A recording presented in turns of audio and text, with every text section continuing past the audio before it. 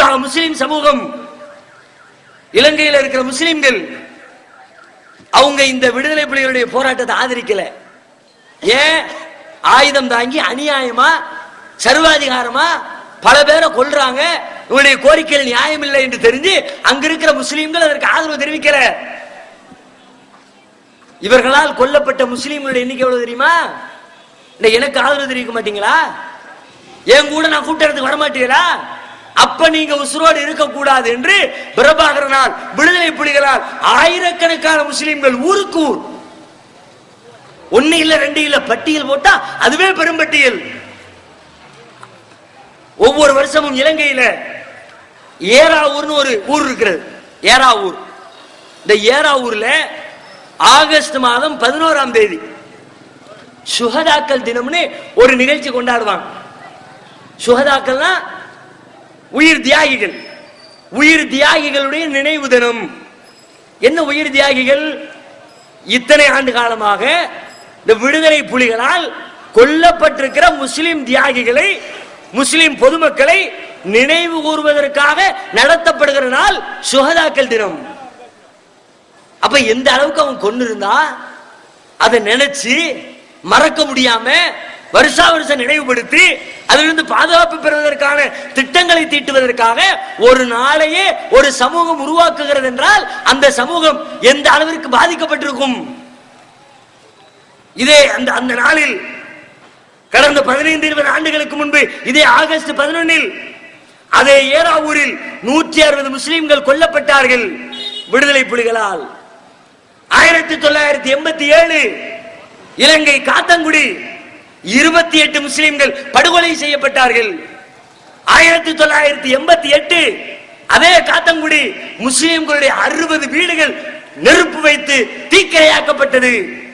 அதே 1988 இலங்கை கல்முனையில 25 முஸ்லிம்கள் படுகொலை செய்யப்பட்டார்கள். 1989 இலங்கையின் கிண்ணியா என்ற ஊர் 28 முஸ்லிம்கள் சுட்டுக் கொல்லப்பட்டார்கள். 1990 மட்டக்களப்பு என்ற ஒரு ஊர், மட்டக்களப்புல தங்களின் இறுதி கடமையாக கருதக்கூடிய ஹஜ் கடமையை நிறைவேற்றுவதற்காக ஒரு முஸ்லிம்கள் கூட்டமாக விமானத்துக்கு செல்வதற்காக தயாராகி கொண்டிருக்கிறார்கள். தங்கள் உடலிலே அந்த ஹஜ் பயணத்திற்குரிய ஆடைகளை அணிந்து இஹ்ராம் என்று சொல்லப்படுகிற அந்த வெண்ணிற உடை தரித்து ஹஜ்ஜுக்காக கிளம்பி கொண்டிருந்த 68 ஹஜ் பயணிகளை வாகனத்தோடு கடத்தி சென்று வாகனத்திற்கு நெருப்பிட்டு கொளுத்தி நாசமாக்கியவர்கள் விடுதலை புலிகள். மறக்க முடியுமா? ஒரு முஸ்லிம் இதை ஆதரிப்பானா? ஒன்றா இரண்டா? நினைத்து பார்க்க முடியாத அளவிற்கு விடுதலை புலிகளுடைய கோர தாண்டவம் அங்கே அரங்கேறி இருக்கிறது இலங்கையில. 1990 காத்தங்குடி பள்ளிவாசல், மீரா ஜும்மா பள்ளிவாசல், இரவு நேரம் மாலை 8 மணி 104 முஸ்லிம்கள் இறைவனை வழிபடுவதற்காக பள்ளிவாசலில் ஒன்று கூடி தொழுது கொண்டிருக்கிறார்கள். உள்ளே நுழைகிறது துப்பாக்கி ஏந்திய பயங்கரவாத விடுதலை புலிகளின் கூட்டம். காக்கை குருவிகளை சுட்டு தள்ளுவதை போன்று 104 முஸ்லிம்களின் மீதும் துப்பாக்கி சூடு. தொழுதுகிட்டு இருக்கிறவன் என்னடா பண்ணா? உன்ன பள்ளிவாசலுக்குள்ள நுழைஞ்சு இறைவனை வணங்கி கொண்டிருக்கிற ஒரு நிராயுதபாணியை தாக்கி அழிக்க வேண்டிய தேவை என்ன ஏற்பட்டது? ஒன்றா இரண்டா?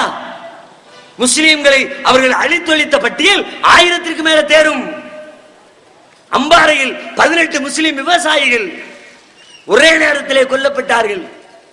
அது மாத்திரமில்ல, பெரும் பெரும் செல்வந்தராக அங்கே பூர்வீகமாக பிறந்து வளர்ந்து தன்னுடைய சொந்த ஊரை சார்ந்தவர்கள் பல மாவட்டங்களில், விடுதலை புலிகளின் ஆதிக்கத்தின் கீழ் இருந்த பல மாவட்டங்களில், யாழ்ப்பாணம், மன்னாறு, முல்லைத்தீவு, கிளிநொச்சி, வவுனியா, இந்த மாவட்டத்திலே வாழக்கூடிய 85,000 முஸ்லிம்கள் ஒரே இரவில் ஓவர் நைட்டில் துப்பாக்கி முனையில் மிரட்டப்பட்டு உடுத்தி ஆடையோடு இங்கிருந்து கிளம்பி ஓடிவிடு என்று விரட்டி அடிக்கப்பட்டார்கள்.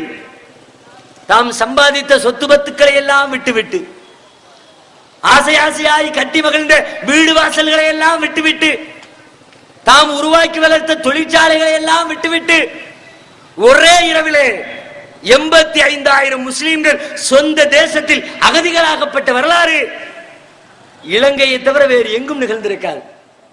இப்படிப்பட்ட கொடுமையை அரங்கேற்றிய அந்த இயக்கத்தை சார்ந்தவர்கள், அதற்காக தம்மை அர்ப்பணித்துக் கொண்டவர்கள், அப்படிப்பட்ட குற்றவாளிகளில் 3 பேர் இன்றைக்கு தூக்கு தண்டனை விதிக்கப்பட்டிருக்கிறது. தூக்கு தண்டனை கொடுக்காதன்னா இன்னும் இது மாதிரி லட்சம் பேரை கொள்றதுக்கா? சில மானங்கட்ட முஸ்லிம் அமைப்புகள் தமிழகத்தில், ராமநாதபுரம் எம்எல்ஏ ஒருத்தர் நோன்பு பெருநாள் அன்னைக்கு பேட்டி கொடுக்கிறார் பத்திரிகைகளுக்கு. என்ன பேட்டி? அப்பொழுதுதான் தமிழகத்தினுடைய சட்டமன்றத்தில் தீர்மானம் போடப்பட்டிருக்கிறது.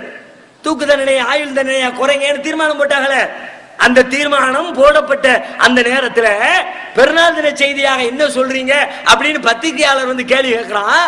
சொல்றதுக்கு எவ்வளவோ இருக்குது. நாட்டு மக்கள் அமைதியா இருக்கணும், எல்லா தலைவரும் சம்பிரதாயமா சொல்லுவான்ல.